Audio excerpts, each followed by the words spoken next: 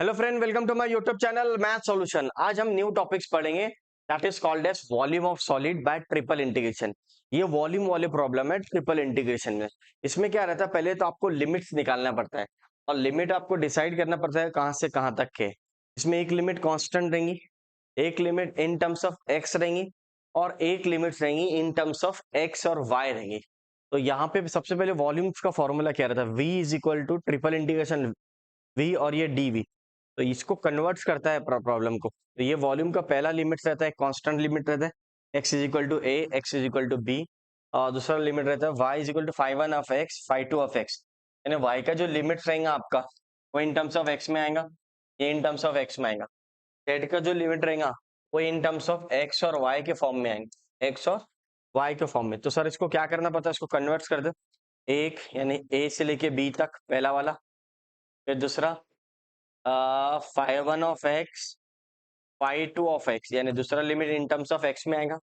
इसका directly clearly समझता कि ये y का लिमिट्स है, ये x का लिमिट्स है और ये वाला z का लिमिट्स है। तो z में क्या आएगा, f one of x y आएगा, यानी एक्स वाई का टर्म्स आएगा in terms of x y आएगा, और ये एफ टू एक्स वाई आ जाएगा। और ये dv बोले तो सर क्या रहता, dv भी कन्वर्ट हो जाएगा थ्री डायमेंशनल में, dx dy और dz इस तरह।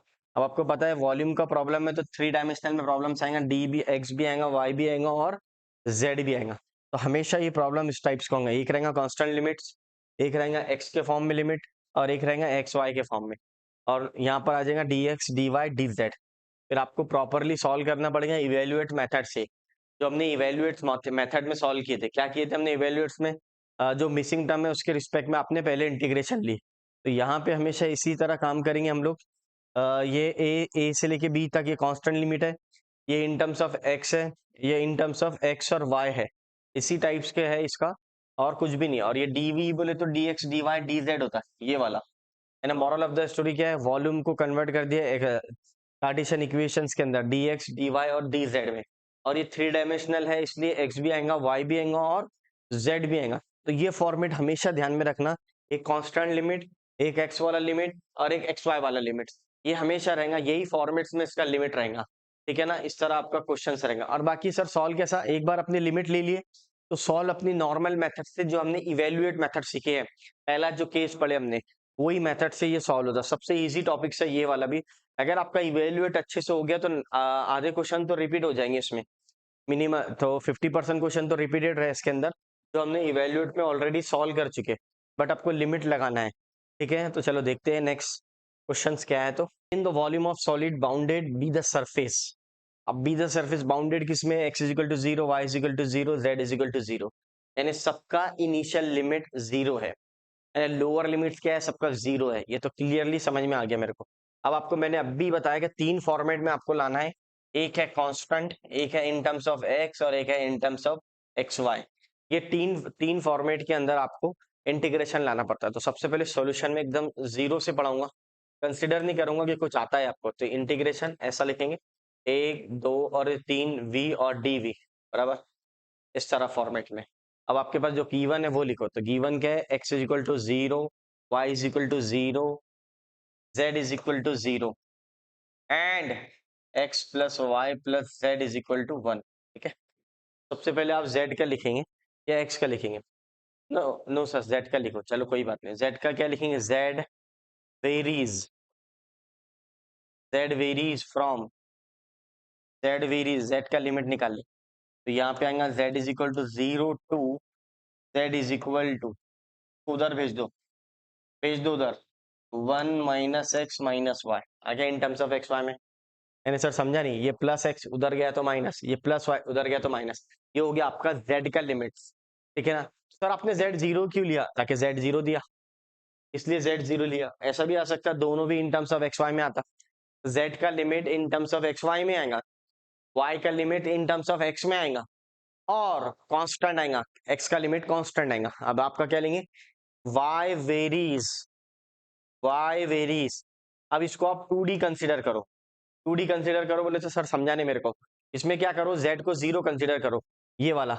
आप इसको ऐसा इक्वेशन कंसीडर करो, x plus y is equal to one. इस तरह ध्यान में रखना, क्योंकि अपन y का लिमिट निकाल रहे हैं ना, और वो इन टर्म्स ऑफ x में निकलेगा, z नहीं रहेगा, यानी 2D इक्वेशन से। ठीक है, 2 डायमेंशनल है, ऐसा भी बोल सकते हैं। y का वैल्यू 0, ये यहाँ से मिल गया मेरे को। देन y का value 0 2, y is equal to, ये प्लस x उधर गया तो माइनस एक्स, 1 माइनस एक्स। ये आ गया इन टर्म्स ऑफ y में आ गया इन टर्म्स ऑफ y में। अब लिखो यहाँ पे x वेरीज। अब इसको आप 1D का इक्वेशन समझो, कांस्टेंट लिमिट समझो, कांस्टेंट लिमिट, कांस्टेंट लिमिट। अब इसमें y नहीं आएगा, y को भूल जाओ। तो y भी भूल जाएंगे तो x का वैल्यू कितना आ जाएगा, 1 आ जाएगा। x का वैल्यू क्या आ जाएगा, 1। तो यहाँ पे लिखेंगे x इज इक्वल टू 0, यानी यहाँ से 0 उठा लिया। फिर लिखेंगे 2 x इज इक्वल टू 1। ठीक है, x इज इक्वल टू 1। क्या किए सर आपने, कुछ नहीं, पहले z वेरीज कर रहा तो z का वैल्यू 0, z को in terms of x Y में लेके आया, तो प्लस उधर गया तो माइनस, प्लस उधर गया तो माइनस, बराबर। फिर आपने y का लिमिट निकाला, तो y का इनिशियल लिमिट क्या है, 0 है। अब उसमें z नहीं कंसिडर करेंगे, z को छुपा देंगे या z को हाइड कर देंगे, 2 डायमेंशनल कंसिडर करेंगे। तो 2 डायमेंशनल में क्या आता है, x plus y is equal to 1 आता। तो फिर आपको x को उधर भेज दो तो y का लिमिट 1 माइनस एक्स हो जाएंगे। ठीक है, देन आप उसको, जब आप x का लिमिट निकाल रहे तो कांस्टेंट लिमिट रहता, इसमें y भी 0 हो जाता, तो y को भी भूल जाओ ऐसा। तो बचा क्या आपके पास, x इज इक्वल टू 1 बचा, x इज इक्वल टू 1। तो ये आपके ध्यान में आना। तो आप देखो, आप नोटिस करो, 3 लिमिट्स हो गए आपके पास। अगर आप देखेंगे, थोड़ा समझदार होंगे आप लोग तो सब क्लियर होता आपके कॉन्सेप्ट। कैसा होता है चेक कर लो। यहाँ पे देखो, ये इंटीग्रेशन 0 से 1, ये एक आ गया। ये दूसरा आ जाएगा 0 टू 1 माइनस एक्स, और ये तीसरा आ जाएगा 0 to 1 minus x minus y. यहाँ तक आ गया। अब यहाँ पे देखो, dv का मतलब क्या होता है, मैंने आपको पहले ही बताया, dx dy dz, बराबर। अब यहाँ पे कोई वॉल्यूम्स है क्या, नहीं है, तो ये आ गया आपके पास 1 कंसिडर होगा। ठीक है, अब वही पुरानी कहानी है इसकी, इसका इंटीग्रेशन निकालो। कौन सी मेथड से, इवेल्युएट्स वाली मेथड। इवेल्युएट्स वाली मेथड क्या थी, जो मिसिंग लिमिट है उसके रिस्पेक्ट में पहले इंटीग्रेशन। अब यहाँ पे x भी अवेलेबल है, y भी अवेलेबल है लिमिट्स। आप किसके रिस्पेक्ट में लेंगे, तो सर हम z के रिस्पेक्ट में लेंगे। अरे सर आ तो रहा है मेरे को, पूरा क्लियरली समझ रहा। तो ये आपके लिए सर, इसमें और उसमें डिफरेंस क्या है, इसमें रेडीमेड यहाँ से प्रॉब्लम शुरू होता, यहाँ से रेडीमेड क्वेश्चन शुरू होता। बट इसमें क्या, आपको लिमिट्स निकालना पड़ता है। अब लिमिट का फॉर्मेट बताया मैंने आपको, एक कांस्टेंट, एक इन टर्म्स ऑफ x और एक in terms of x y. तो ये आपके ध्यान में होना। तो अब यहाँ पे क्या करेंगे हम लोग, चेक करना। इंटीग्रेशन ले लो 0 टू 1, दूसरा इंटीग्रेशन 0 टू 1 माइनस एक्स। अब विथ रिस्पेक्ट टू z से ले रहे, तो 1 का integration with respect to z में क्या होता, z हो जाता। तो डायरेक्टली लिख रहा मैं, z आ जाएगा। 0 to 1 minus x minus y dx dy। यहाँ पे कुछ नहीं है तो 1 कंसिडर हो रहा, और 1 का इंटीग्रेशन z होता विथ रिस्पेक्ट टू z में। Then upper limit minus lower limit. अब यहाँ पे चेक करना, 0 to 1 minus x, 1 minus x minus y minus 0 dx dy। यहाँ पे देख लो अभी। अब यहाँ पे क्या करेंगे हम लोग, 0 से 1 आ गया। अब यहाँ पे 0 टू 1 माइनस एक्स, क्या आ जाएगा, 1 minus x minus y dx dy। ये चेक करो, अब किसके रिस्पेक्ट में लेंगे। अब यहाँ पे किसके रिस्पेक्ट में लेंगे हम लोग, y के रिस्पेक्ट में। क्यों सर, क्यों, ताकि यहाँ पे x का लिमिट है, x का लिमिट है तो आपको y के रिस्पेक्ट में लेंगे। तो ये चेक कर लेंगे हम लोग, तो ले लेंगे सर, फिर upper limit minus lower limit कर लेंगे। तो यहाँ पे कर लो 0 to 1 with respect to y, with respect to y। तो यहाँ पर आ जाएगा आपका y x y square by 2। ठीक है, और ये हो जाएगा 0 to 1 minus x d y. ठीक है, 0 to 1 minus x d y. अब यहाँ पे चेक करेंगे हम लोग किस तरह सॉल्व करना। तो सर क्या कर रहे हैं आप, कुछ नहीं कर रहा हूं मैं, विथ रिस्पेक्ट टू वाई से लिया, तो यहाँ पे 1 का विथ रिस्पेक्ट टू वाई में y आ जाएगा। अब यहाँ पे x है तो x कांस्टेंट ट्रीट होगा, तो x बाहर आ जाएगा और 1 कंसिडर होंगे। जैसा मान लो ये x है ना, तो x ऐसा बाहर आ जाता है ऐसा। अगर y के रिस्पेक्ट में आप इंटीग्रेशन ले तो x ऐसा बाहर आएगा, कांस्टेंट ट्रीट होगा और 1 कंसिडर होगा। जब 1 कंसिडर होगा विथ रिस्पेक्ट टू y से, तो एक्स वाई हो जाएगा, तो इसलिए ये एक्स वाई आ गया। अब ये तो इंटीग्रेशन आता, आपको y का इंटीग्रेशन वाई स्क्वायर बाई 2 होता। तो ये बेसिक बेसिक फॉर्मेट आपको आना चाहिए। अगर ये समझता है तो ऑटोमेटिक आता है, आपको क्लियर होता है। तो अब क्या करेंगे सर, आप कुछ नहीं, अपर लिमिट माइनस लोअर लिमिट। तो हम लोग अपर limit minus lower limit next slide में देखेंगे। चलो देखते हैं next slide. Limit minus lower limit, अब जहां पे y है वहां पे 1 माइनस एक्स रखो।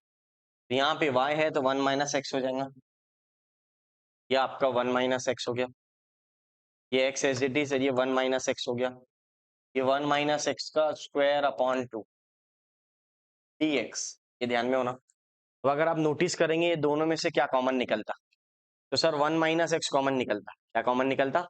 1 माइनस एक्स। जैसी 1 माइनस एक्स कॉमन निकाले तो यहाँ से बचता 1, क्या बचता?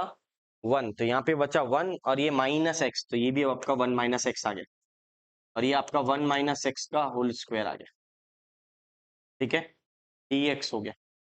अब यहाँ पे चेक करो, अब ये होगा आपका 0 से 1, 1 माइनस एक्स का होल स्क्वायर, 1 माइनस एक्स का होल स्क्वायर बाय 2, और ये dx बराबर। अब यहाँ पे एक रोटी है, यहाँ पे 1 है, एक रोटी माइनस आधी रोटी क्या होता है? आधी रोटी होती है। सर समझा नहीं मेरे को, यानी 1 माइनस 1/2 कितना होता? 1/2 होता। क्यों सर, क्यों? ताकि ये दोनों भी टर्म सेम है, 1 minus x square whole square, 1 minus x whole square का अपॉन 2, दोनों सेम टर्म्स है, और यहाँ पे कुछ नहीं है तो 1 है, तो 1 माइनस हाफ हाफ होता, 1 माइनस हाफ हाफ होता है। इसको सॉल्व कर लो, या आप इसको कॉमन भी निकाल सकते हैं, 1 माइनस एक्स का होल स्क्वायर को कॉमन निकाल लो तो यहाँ बचता 1 और यहाँ बचता माइनस 1/2, तो 1 माइनस 1/2 1/2 बचता, तो साथ में क्या आता? 1 माइनस एक्स आता। या इसको ऐसा भी बोल सकते हैं अपन, ये अल्फा है और ये अल्फा बाई 2 है, तो alpha minus alpha by 2, alpha by 2 आ जाता, तो ये अल्फा बाई 2 बच गया। तो आपका आंसर कैसा आता? 0 से 1, 1 माइनस एक्स का होल स्क्वायर डिवाइडेड बाई 2। अरे क्या बात है सर, क्यों सर समझा नहीं? अरे भैया ये 1 है और ये 1/2 है, दोनों भी सेम टर्म है तो सबट्रैक्ट हो जाएगा ना, सेम फंक्शन है, सबट्रैक्ट हो गया, तो 1 माइनस 1/2 1/2 होता, तो आ गया 1/2। अब आप इसका इंटीग्रेशन ले लो। अब इंटीग्रेशन कोई रॉकेट साइंस थोड़ी है, 1/2 बाहर ले ले, 0 से 1, 1 माइनस एक्स का होल स्क्वायर dx, इंटीग्रेशन ले ले पहले। इंटीग्रेशन क्या होगा बोलो? 1 माइनस एक्स का whole cube divided by -3, 0 to 1, 0 to 1, तो यहाँ पर आ जाएगा आपका, यहाँ -3 नहीं आएगा, +3 आएगा, ऊपर +3 आएगा, नीचे -3 आएगा। सर समझा नहीं मेरे को। x रेस टू n का फॉर्मूला n+1 अपन n+1, तो n+1 ये तो 3 आ जाता, देखो और समझा देता, क्लियरली समझा देता।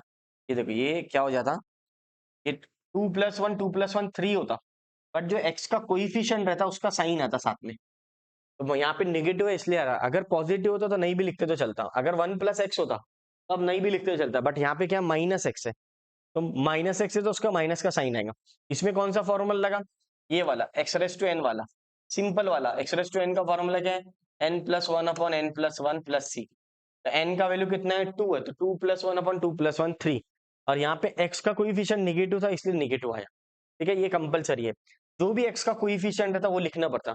अगर मान लो 2 आता तो आप 2 नीचे उतारते, 3 आता तो 3 नीचे उतारते, बट +1 अगर उतार रहे आप तो +1 दिखता नहीं ना, तो इसलिए प्लस नहीं भी लिखे तो चलता। अगर यहाँ 1 + x आता तो नहीं लिखते थे, 1 + 2x आता तो 2 लिखते थे, 1 + 3x आता तो 3 लिखते थे नीचे मल्टीप्लीकेशन में, क्योंकि उसका डेरिवेटिव नीचे उतर इंटीग्रेशन का पार्ट है, बाकी यही फॉर्मूला लगा उसमें, ठीक है। अब यहाँ पे देखेंगे हम लोग, 2 3 6 हो जाता,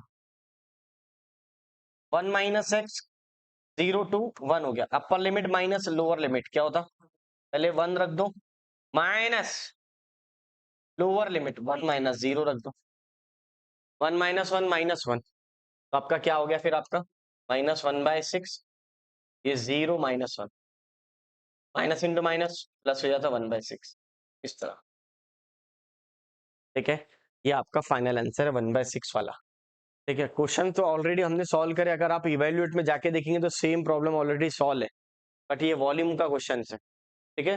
volume of solid by triple integration, इसमें फर्क क्या है? इसमें आपने लिमिट निकाले, उसमें डायरेक्ट रेडीमेड था, देन इवेल्युएट यानी इंटीग्रेशन कैसा निकलेगा, और इंटीग्रेशन आपको आता है ऑलरेडी, तो डबल डबल सॉल्व कर दिया मैंने, यूट्यूब पे डबल सॉल्व करा, एक इवेल्युएट में अलग सॉल्व कर रहा और वॉल्यूम वाले टॉपिक में अलग कर रहा हूँ, ठीक है फ्रेंड। जो बच्चों को नहीं आता तो बेसिक इंटीग्रेशन जाके देखो, पॉलिटेक्निक के मेरे वीडियो है, बहुत आसान वीडियो है, 2-3 वीडियो अगर आप देख लेते हैं 15-15 10-10 मिनट के, तो आपका काम बहुत आसान हो जाता है, आपका इंटीग्रेशन अच्छा हो जाएगा, आपका डेरिवेटिव अच्छा हो जाएगा, और उसके आपका पेपर अच्छे से निकल जाएगा। नहीं तो आपके मन में डाउट ही रहेगा क्या पेपर निकलता क्या नहीं निकलता, ठीक है। जिन बच्चों को बेसिक नहीं आता उनके लिए, ठीक है फ्रेंड। चलो मिलते हैं नेक्स्ट वीडियो में। वीडियो पसंद आया तो लाइक शेयर एंड सब्सक्राइब कीजिए।